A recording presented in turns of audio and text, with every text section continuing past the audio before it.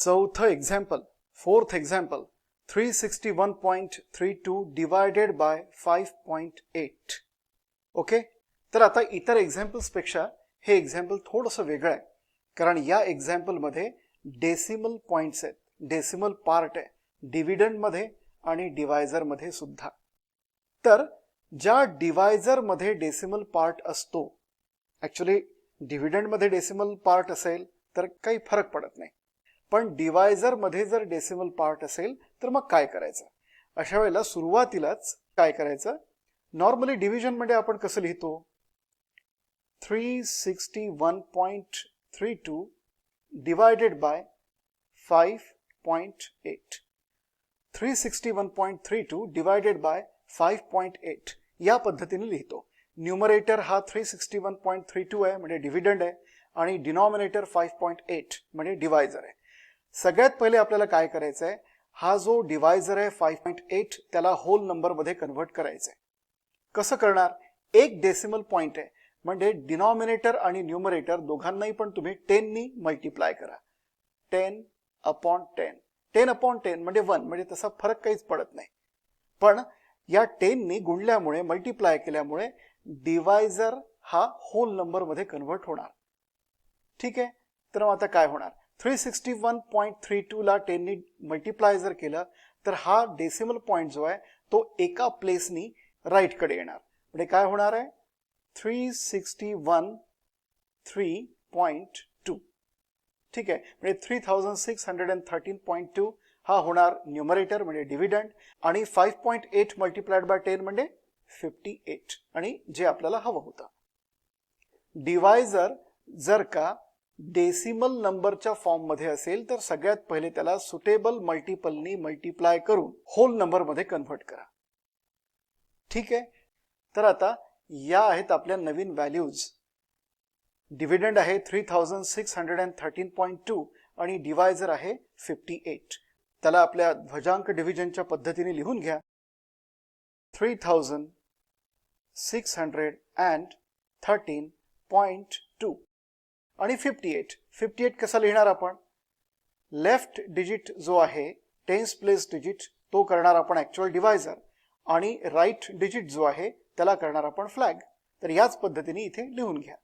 5 जरा खाली लिहा आणि फ्लॅग डिजिट जो आहे 8 तो या डिव्हिडंडच्या लाईन मध्ये लिहा. बरोबर, ही ध्वजांक डिव्हिजनची मांडणी अशी आहे. आता या पुढली स्टेप काय आहे? या पुढली स्टेप आहे डेसिमल लाईन काढणं. आता ही डेसिमल लाईन कुठे काढायची? ज्या डिव्हिडंड मध्ये डेसिमल पार्ट असतो त्या डिव्हिजन मध्ये डेसिमल लाईन कुठे काढायची? डेसिमल लाईन काढत असताना तुम्ही फक्त हा जो इंटिजर पार्ट असतो तोच कन्सिडर करायचा असतो.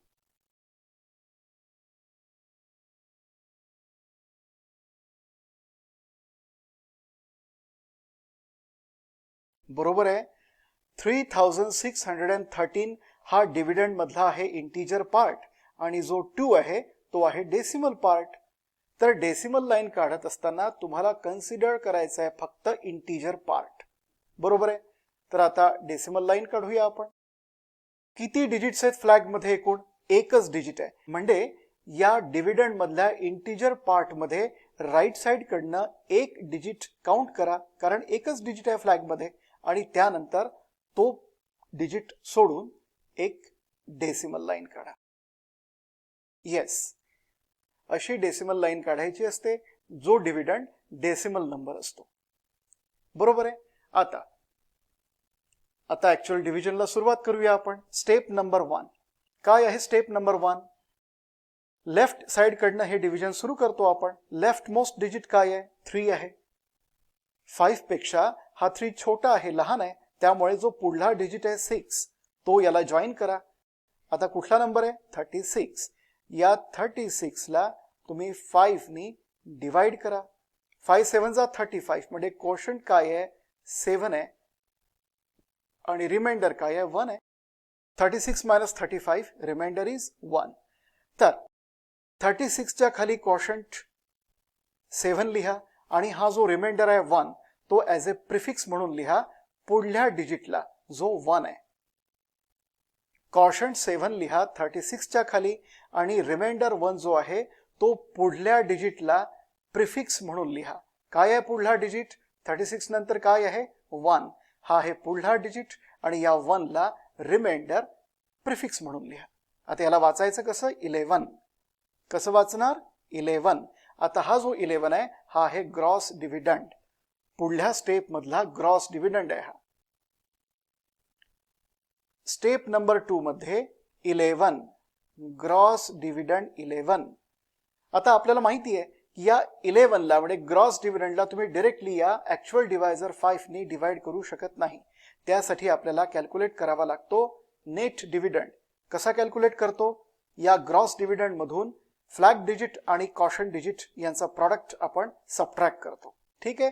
तर 11 मायनस 8 इंटू 7. 8 आहे फ्लॅग डिजिट आणि 7 आहे quotient digit, which is equal to 11 minus 8 7 जा 56 is equal to how much? Minus 45. Net dividend आहे मायनस 45. आपण पाहिलेलं आहे की आपल्याला निगेटिव्ह नेट डिव्हिडंड नको. आपल्याला नेट डिव्हिडंड पॉझिटिव्ह हवा असतो आणि जेव्हा नेट डिव्हिडंड हा निगेटिव्ह येतो त्यावेळेला आपण काय करतो? कॉशन डिजिट जो असतो तो 1 नी म्हणजे 1 नी रिड्यूस करतो आणि त्याच वेळेला या रिमाइंडर मध्ये हा जो प्रिफिक्स म्हणून लिहिलेला आहे ना, या रिमाइंडर मध्ये आपण ऍक्च्युअल डिवायझर ऍड करतो. तर करूया आपण. 7 रिड्यूस करा 1 नी. 7 1 नी रिड्यूस केल्यावर किती येईल? 6. आणि त्याच वेळेला या 1 मध्ये 5 ऍड करा. 1 प्लस 5 6. 1 कॅन्सल करा आणि 6 लिहा. बरोबर. आता नवीन ग्रॉस डिव्हिडंड आहे 61 आणि कॉशन डिजिट आहे 6. या दोन नवीन व्हॅल्यूजला घेऊन हीच स्टेप रिपीट करा. 61 minus flag digit 8 into caution digit 6. पहा, कॉशन डिजिट या अगोदर 7 होता, 1 नी रिड्यूस केला, 6 झाला. सो 61 मायनस 8 6 जा. 61 मायनस 8 6 जा 48 विच इज इक्वल टू 13. 13 आहे पॉझिटिव्ह नेट डिव्हिडंड. त्यामुळे या नेट डिव्हिडंडला आपण डिवाइड करू शकतो. सो करा डिवाइड. 13 डिवाइडेड बाय काय आहे ऍक्च्युअल डिवायझर? 5. 13 डिवाइडेड बाय 5 काय येतं उत्तर? कॉशंट इज इक्वल टू 5 2 जा 10 आणि 13 मायनस 10 रिमाइंडर इज 3. तर हा जो कॉशन 2 आहे आणि रिमाइंडर 3 आहे लिहायचा आहे. कॉशन 2 लिहा ग्रॉस डिव्हिडंड 61 च्या खाली आणि रिमाइंडर 3 लिहा ऍज ए प्रिफिक्स पुढल्या डिजिटला. हा जो डिजिट आहे 1 यावरती आपण मागच्या स्टेप मध्ये काम केलं. या पुढला डिजिट आहे 3. या 3 ला रिमाइंडर 3 प्रिफिक्स करा. आता याला वाचणार कसं? 33. पण त्यापूर्वी तुम्ही या दोन स्टेप्स लिहून घ्या प्रॉपरली. ओके. हा, आता स्टेप नंबर 3. काय आहे स्टेप नंबर 3? Gross dividend 33. हा ग्रॉस डिव्हिडंड आहे. Gross dividend 33. ग्रॉस डिव्हिडंड पासून आता आपल्याला नेट डिव्हिडंड कॅल्क्युलेट करायचा आहे. कसा कॅल्क्युलेट करतो आपण? Recent caution digit. आता रिसेंट कॉशन डिजिट कुठला आहे? लास्ट कॉशन डिजिट कुठला आहे? 2 आहे. ठीक आहे ना. म्हणजे फ्लॅग डिजिट आणि 2 यांचा प्रॉडक्ट घ्यायचा, तो सबट्रॅक्ट करायचा. 33 मायनस 8 2 जा 16 is equal to how much? 17. म्हणजे 17 काय आहे? नेट डिव्हिडंड पॉझिटिव्ह आहे, त्यामुळे तुम्ही याला डिवाइड करू शकता. So 17 divided by actual divisor 5 which gives you how much? Quotient किती मिळतो आपल्याला? 17 डिवाइडेड बाय 5. कॉशंट इज 3 कारण 5 3 जा 15 आणि 17 मायनस 15 किती येतात? 2. कॉशंट आहे 3 आणि रिमाइंडर आहे 2.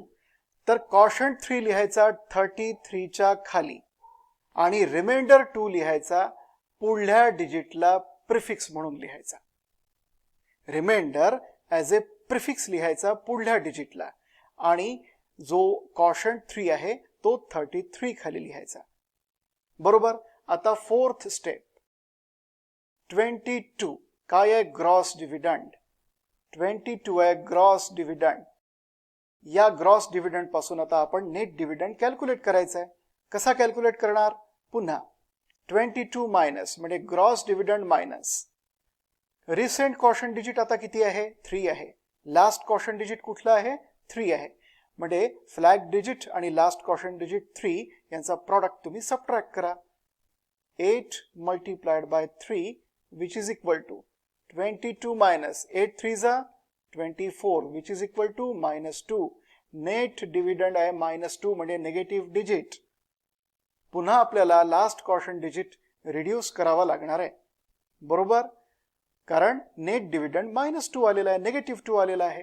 तर लास्ट कॉशन डिजिट 1 नी रिड्यूस करा म्हणजे 1 नी रिड्यूस करा, म्हणजेच लास्ट कॉशन डिजिट मधून 1 सबट्रॅक्ट करा आणि खाली 2 लिहा, 3 कॅन्सल करा. आणि त्याच वेळेला हा जो रिमाइंडर 2 आहे जो तुम्ही ॲज अ प्रिफिक्स लिहिलेला होता त्या रिमाइंडर 2 मध्ये ऍक्च्युअल डिवायझरची व्हॅल्यू ऍड करा. म्हणजे ऍक्च्युअल डिवायझर ऍड करा. किती आहे ऍक्च्युअल डिवायझर 5, रिमाइंडर आहे 2 म्हणजे 2 + 5 7 आणि हा जो 2 आहे तो कॅन्सल करा. म्हणजे आता ग्रॉस डिव्हिडंड किती आहे 72. ग्रॉस डिव्हिडंड आहे 72 आणि कॉशंट डिजिट आहे आता 2. तर 72 आणि 2 या नवीन व्हॅल्यू सोबत ही स्टेप रिपीट करा. ही स्टेप रिपीट का करायची आहे नवीन व्हॅल्यू सोबत, कारण या स्टेपनी आपल्याला नेगेटिव्ह नेट डिव्हिडंड दिलेला होता आणि आपल्याला नेगेटिव्ह नेट डिव्हिडंड नको आहे. जेव्हा नेट डिव्हिडंड निगेटिव्ह येतो तेव्हा त्याचा अर्थ असा होतो की मागच्या स्टेपमध्ये लास्ट स्टेपमध्ये तुम्ही जास्त डिव्हिजन केलेलं आहे, एक्सेस डिव्हिजन केलेलं आहे. म्हणून आपण एक्सेस डिव्हिजन केलेलं आहे, जास्त डिव्हिजन केलेलं आहे, म्हणून आपण लास्ट कॉशन डिजिट हा कमी करतो 1 नी बरोबर. आता नवीन व्हॅल्यूज टाका. 72 minus 8 into 2 which is equal to 72 minus 8 2 जा 16. आता 72 minus 16 किती 72 minus 10 62 minus 6 56 56. येस आता 56 आहे पॉझिटिव्ह नेट डिव्हिडंड. आता या 56 ला पॉझिटिव्ह नेट डिव्हिडंड असल्यामुळे 56 ला तुम्ही ऍक्च्युअल डिवायझरने डिवाइड करा. काय ऍक्च्युअल डिवायझर 5. चला तर मग कॉशंट इज इक्वल टू किती येतात 5 11 येस 55. ठीक आहे 11 5 जा 55 56 मायनस 55 1 रिमाइंडर इज 1. म्हणून कॉशंट आहे 11 रिमाइंडर आहे 1. कॉशंट आहे 11 आणि रिमाइंडर आहे 1. कुठे लिहायचा आपल्याला डेसिमल पार्ट मध्ये 3 डिजिट्स हवे आहेत. लक्षात घ्या आपल्याला डेसिमल पार्ट मध्ये 3 डिजिट्स हवे आहेत. किती झालेले आहेत आतापर्यंत 1 आणि 2. आणखीन 1 करायचं आपल्याला म्हणून 1 0 आणखीन वाढवून घ्या. ठीक आहे किती आहे रिमाइंडर 1. 1 हा रिमाइंडर या 0 ला प्रिफिक्स म्हणून लिहा कारण हा 0 आता या डिव्हिडंड मधला पुढला डिजिट झालेला आहे जो आपण आत्ताच लिहिलेला आहे. पुढल्या स्टेप पूर्वी या दोन्ही पण स्टेप्स तुम्ही लिहून घ्या. व्हिडिओ पॉज करा आणि या दोन्ही पण स्टेप्स लिहून घ्या.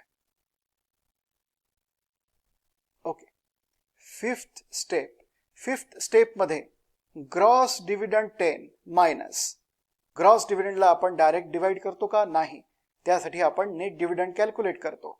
मी वारंवार मित्रांनो याकरता सांगतोय की या गोष्टी लक्षात येणं फार इम्पॉर्टंट आहे आणि वारंवार सांगितल्यामुळे या गोष्टी तुमच्या लक्षात येतील बरोबर, स्टेप्स लक्षात येतील. तर हा जो 10 आहे ग्रॉस डिव्हिडंड आहे. या ग्रॉस डिव्हिडंडला आपण डायरेक्टली डिवाइड करू शकत नाही म्हणून त्यापासून आपल्याला नेट डिव्हिडंड कॅल्क्युलेट करायचं आहे. नेट डिव्हिडंड कॅल्क्युलेट करायला म्हणून तुम्ही प्रॉडक्ट घ्या याचा फ्लॅग डिजिट आणि कॉशंट याचा प्रॉडक्ट घ्या आणि तो सबट्रॅक्ट करा. काय आहे फ्लॅग डिजिट 8, काय आहे कॉशंट 11 which is equal to 10 minus 88 is equal to 78 but minus 78. minus 78 आहे नेट डिव्हिडंड, मायनस आहे म्हणून आपल्याला तो नको आहे.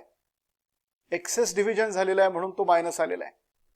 आता काय करायचं आता लास्ट कॉशंट जो आहे तो 1 ने कमी करायचा म्हणजे रिड्यूस करायचा बाय 1. तर कॅन्सल करा हा 11 आणि 10 लिहा. 11च्या जागेवरती 10 लिहा आणि त्याच वेळेला हा जो रिमाइंडर आहे 1 त्या रिमाइंडर सोबत हा 5 ऍड करा. 1 + 5 6 1 कॅन्सल करा आणि 6 लिहा. आता 6 आहे रिमाइंडर, ग्रॉस डिव्हिडंड आहे 60 आणि कॉशंट आहे 10. या दोन नवीन व्हॅल्यूज सोबत हीच स्टेप रिपीट करा 60 आणि 10. 60 minus 8 into 10 is equal to 60 minus 80 is equal to minus 20. पुन्हा नेट डिव्हिडंड 20 आलेला आहे. काही हरकत नाही, आपण हीच क्रिया रिपीट करूया आणि ही क्रिया नेहमी रिपीट करायची जोपर्यंत नेट डिव्हिडंड हा पॉझिटिव्ह येत नाही तोपर्यंत ही क्रिया रिपीट करायची. ठीक आहे, म्हणजे अजूनही एक्सेस डिव्हिजन आहे म्हणून हा निगेटिव्ह येतोय. म्हणून पुन्हा लास्ट कॉशंट जो आहे तो 1 नी रिड्यूस करा, 10 खोडून टाका, कॅन्सल करा आणि त्याखाली 9 लिहा. आता 9 आहे कॉशंट डिजिट, लास्ट कॉशंट डिजिट 9 आहे. आणि त्याच वेळेला पहा, विसरायचं नाही, घाई गडबडीत हे विसरून जातो आपण, विसरायचं नाही. जेव्हा तुम्ही कॉशंट डिजिट हा रिड्यूस करता तेव्हाच तुम्हाला ऍक्च्युअल डिवायझर हा रिमाइंडर मध्ये ऍड करावाच लागतो. तर या 6 मध्ये 5 ऍड करा, म्हणजे 6 मध्ये 5 ऍड करा, 6 कॅन्सल करा, 6 + 5 11 म्हणजे 110.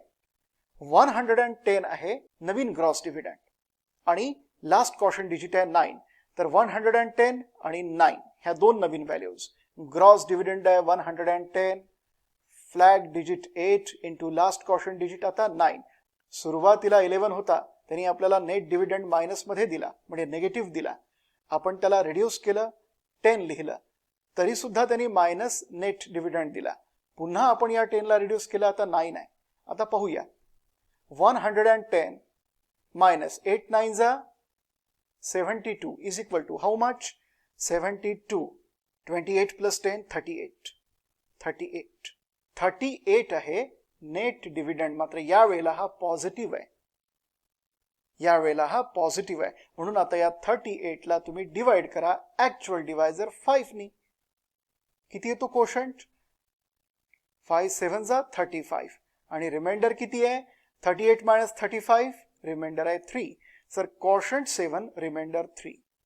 कोशंट आहे 7 आणि रिमाइंडर 3 कुठे लिहायचा? आणखीन एक 0 वाढवा आणि त्याला प्रिफिक्स म्हणून रिमाइंडर 3 लिहा. आता तुम्ही विचार करत असाल की आपल्याला डेसिमल डिजिट्स जे आहेत ते तर आपल्याला 3च हवे होते. डेसिमल पार्ट मध्ये आपल्याला 3च डिजिट हवे होते जे आपल्याला मिळाले. मग हा चौथा डिजिट, चौथा 0 का वाढवलेला आहे? त्याला प्रिफिक्स का लावलेला आहे?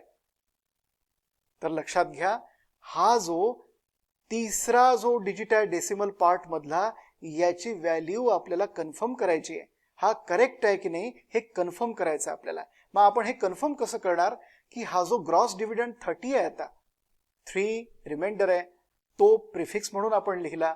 हा जो 30 आहे हा ग्रॉस डिव्हिडंड आहे.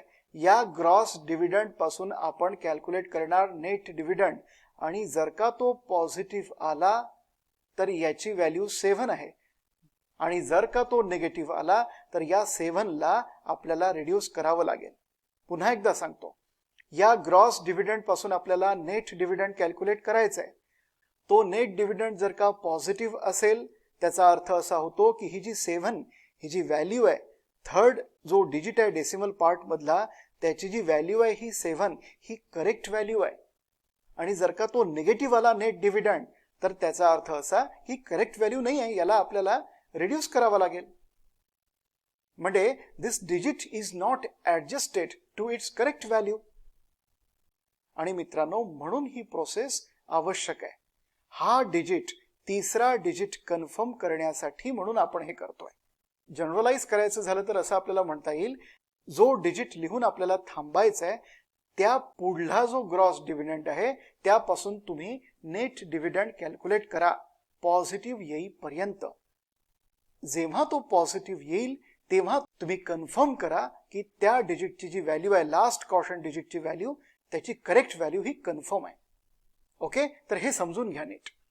तर आता या स्टेपमध्ये हा जो 30 आहे तो ग्रॉस डिव्हिडंड आहे. आपल्याला यापासून पॉझिटिव्ह नेट डिव्हिडंड कॅल्क्युलेट करायचं आहे. सो 30. 6th स्टेप 30 आहे ग्रॉस डिव्हिडंड. 30 मायनस आपल्याला फक्त नेट डिव्हिडंड कॅल्क्युलेट करायचं आहे. पुढे आपल्याला डिव्हिजन करायचं नाहीये, कारण ऑलरेडी आपण थांबण्याचा निर्णय घेतलेला आहे, डिव्हिजन स्टॉप करण्याचा निर्णय घेतलेला आहे. त्यामुळे आपल्याला फक्त पॉझिटिव्ह नेट डिव्हिडंड कॅल्क्युलेट करायचं आहे. ठीक आहे, नेट डिव्हिडंड कसा कॅल्क्युलेट करतो? फ्लॅग डिजिट इनटू, हा काय आहे लास्ट कॉशंट डिजिट? 7. 7 सबट्रॅक्ट करतो. सो 30 मायनस 8 7 जा 56 इज इक्वल टू मायनस 26. पहा, लक्षात घ्या, हे असं होतं. तुम्ही जर का तो डायरेक्ट आन्सर मध्ये लिहिला असता तर तुमचं आन्सर हे चुकलं असतं. आता नेट डिव्हिडंड निगेटिव्ह आल्यामुळे आपल्याला काय करावं लागणार आहे, हा जो डिजिट आहे लास्ट कॉशन डिजिट हा आता आपल्याला रिड्यूस करावा लागणार आहे. ठीक आहे, करूया रिड्यूस. 1 नी याला रिड्यूस करा, 6 लिहा आणि त्याच वेळेला या 3 मध्ये ऍक्च्युअल डिवायझर जो आहे तो ऍड करा रिमाइंडर 3 मध्ये. So remainder 3 plus actual divisor 5. 3 plus 5 8. बरोबर, 8 आहे रिमाइंडर. आता याला कसं वाचणार, 80. हा आहे नवीन ग्रॉस डिव्हिडंड. या नवीन ग्रॉस डिव्हिडंड सोबत हीच स्टेप रिपीट करा. का, आपल्याला हवा आहे पॉझिटिव्ह नेट डिव्हिडंड. सो 30 च्या जागेवर 80 लिहा, मायनस 8 इंटू आता 7 च्या ठिकाणी 6 लिहा, कारण तो आपण रिड्यूस केलेला आहे. सो 80 मायनस 8 6 जा 48 which is equal to 80 minus 40 40 40 minus 8 32. 32 आहे नेट डिव्हिडंड. येस, आता इथे आपल्याला थांबायला हरकत नाही. इथे आपण आता डिव्हिजन थांबवूया आणि फायनल आन्सर लिहूया, कारण नेट डिव्हिडंड पॉझिटिव्ह आला आणि या लास्ट कॉशन डिजिटची करेक्ट व्हॅल्यू ही कन्फर्म झालेली आहे. Correct value of last caution digit is confirmed, or you can say last caution digit is adjusted to its confirm value, correct value. Right? आता final answer लिहायचं आहे. लिहा final answer. काय येतं final answer, काय final answer 62. पहा, जे खोडलेले आहेत, जे कॅन्सल केलेले आहेत ते डिजिट्स अवॉइड करायचे आहेत आपल्याला. 6, त्यानंतर 2. आता डेसिमल लाईनच्या ठिकाणी डेसिमल पॉइंट लिहायचं आहे. ठीक आहे, त्यानंतर 2, 9 आणि 6 हे आहे करेक्ट आन्सर. तर मित्रांनो, व्हिडिओ पॉज करा, ही 5वी आणि 6वी स्टेप लिहून घ्या. येस, त्यानंतर हे डिव्हिजन सुद्धा पूर्ण लिहून घ्या. त्यानंतर हेही लक्षात ठेवा की जेव्हा डेसिमल पार्ट असतो डिवायझर मध्ये तेव्हा काय करायचं असतं. ठीक आहे, ओके. तर पुढल्या व्हिडिओमध्ये आपण आता पाहूया 3 डिजिट्स डिवायझर जर असेल तर ध्वजांक डिव्हिजन कसं करायचं. ओके, मला खात्री आहे तुम्ही वैदिक गणितातले हे जे व्हिडिओज आहेत, हा कोर्स आहे, तुम्ही खरंच एन्जॉय करता. लक्षात घ्या मित्रांनो, हा माझा अनुभव आहे. ऊर्ध्व तिर्यक मल्टिप्लिकेशन आणि ऊर्ध्व तिर्यक डिव्हिजन म्हणजे हेच डिव्हिजन, ध्वजांक डिव्हिजनलाच म्हणतात ऊर्ध्व तिर्यक डिव्हिजन. या डिव्हिजनची कंटिन्युअसली प्रॅक्टिस केली, कॉन्स्टंट प्रॅक्टिस केली तर डेफिनेटली तुमचं इंटेलिजन्स वाढतं, तुमचं टॅलेंट वाढतं गणितातलं. तुमची कॅल्क्युलेशन स्पीड ही कमीत कमी 10 पटीने वाढणारच वाढणार. फक्त उदंड प्रॅक्टिस करा, खूप प्रॅक्टिस करा. ओके, सो पुढल्या व्हिडिओमध्ये आपण पाहू 3 डिजिट्स डिवायझर साठी ध्वजांक डिव्हिजन काय असतं.